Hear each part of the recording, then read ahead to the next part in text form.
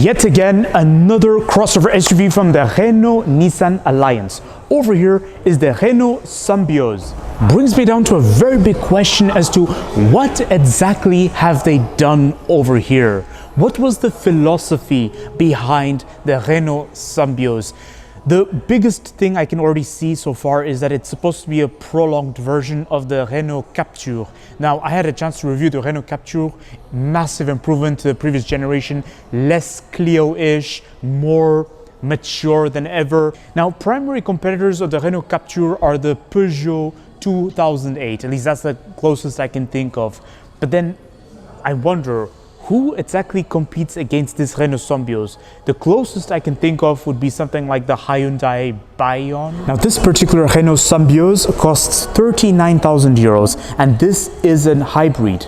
Now, one thing I just love about the Nissan Renault Alliance is they tend to be good value for money on certain things. Like you get a 360-degree parking camera with parking sensors at the front and at the rear. Now, I have to confess, I love these alloys. It's a 6-spoke alloy, as you can see, but the way it's designed is almost like a triangle.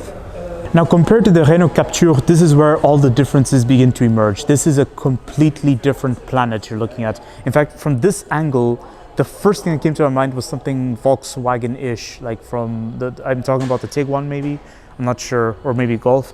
The rear lights have seen improvement, but they've also played it evolutionary. Now, given you have this beautiful rear design, why do you have to have this bit of plastic right up here?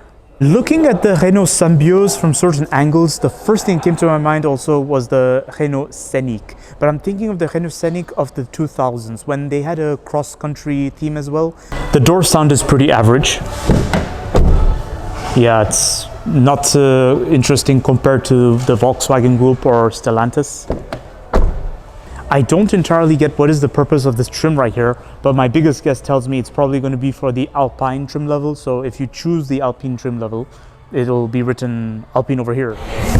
Now, I have great news for you all. You will be glad to hear that both front seats get electric seating adjustments. This is super rare, and all the windows are automated. How amazing is that? This is something you'd expect in a premium car. Now, the steering wheel is also one of the best I've ever held onto. I mean, honestly, I don't know what is it with the Renault Clio and Captur and now this Symbioz. It is so good. The steering wheel size is decent. The thickness of the wheel is good. Just the only problem is that the inmost setting is this much only. Now, you get two cup holders that are down there, rather deep. For the rest of the interior, it is give or take similar to my experience in the Renault Captur. So the gear stick is right here, and the quality of it, the way it's designed, it looks exactly like the Renault Captur and the Renault Clio to some extent. Storage space right here, although it has me thinking it could be for wireless cell phone recharge. No, not sure. You get two charging ports over there, 12-volt socket over here, and you get additional storage space up there. Ooh, that's decent. Oh, and I forgot to mention, you get a third spoke right here for your media control. Now, this is my favorite feature. It is just premium. You get a central console storage, which is interesting. It's very small, but look at this.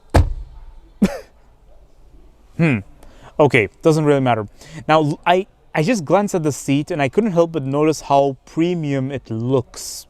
Like on the side, it's not piping, but you get what looks like an imitation of a piping effect on the seat. So it's basically gold, I think, golden fabric, not sure, with golden stitching, golden yellowish, something like that. And then for the rest, you get black fabric on the middle and some black leather on the side. Looks good, looks great. Glove box is very deep.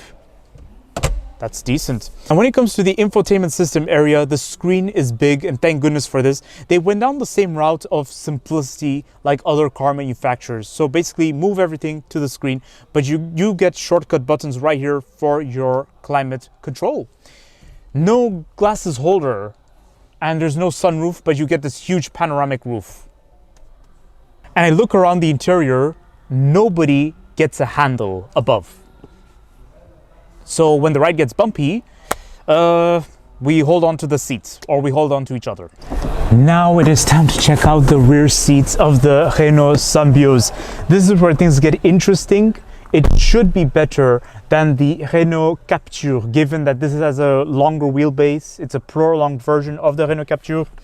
It is good, it's better. Just that when it comes to feature room, In the middle, I have a lot of feet room, but on the side, there are the seat railings. So that can be a slight problem, but should not be a big deal, honestly. Knee room, good. It's decent, but it can depend on the seating adjustment of the front seat passenger and the driver. Headroom is good, given that this has a panoramic roof. I just get the feeling that the C-pillar is too close to me. It's a bit... But otherwise, the headrest is cozy. That's decent. You don't get any armrest, given the fact that this is aiming to be a bit more premium than the Renault Captur. And but you do get air vents right here, which are plastic. Like, this whole area is just plastic. But you get a 12-volt socket and 2 charging ports. Backseat pocket are flexible. The door bin is decent. It's average for its segment. Now it is time to check out the boot space of the Renault Symbioz. So the button is right underneath. This is where there's a big surprise, but then at the same time, I don't know if this is supposed to be a big deal or not, because this is a hybrid. So I'm assuming it's the hybrid technology that takes up the space that's underneath. You get an adjustable floor. That's good news. And you even get a spare tire. But that doesn't really explain the elevation, because if you see, the elevation is until here. If you look at the boot space, maybe it's slightly longer than the Renault Captur, but that's about it. There's no drastic change. On the bright side, over here, it's easy to load luggages in and out. You won't make contact with the body paint, but towards the side, the body paint sticks out very proudly, so just be careful in long terms. And I don't see any smart feature like any 12-volt socket, but I do see hooks on the side. When it comes to practicality, Renault and Nissan tend to be very relaxed about their boot space. They don't really do much when it comes to practicality. They don't even have a tether point on the side. So here's my conclusion of the Renault Symbioz.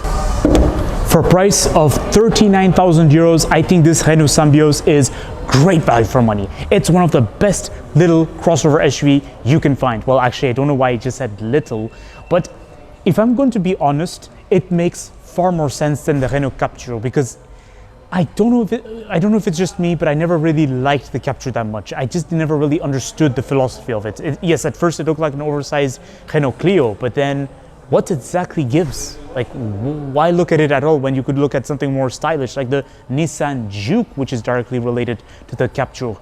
This Renault Symbioz looks far more desirable. It was very well equipped, even though I had a bit of questions to ask about certain areas towards the rear, the way they designed it. So don't forget to like, comment, and subscribe, and stay tuned for more videos that are on the run. I will see you all next time.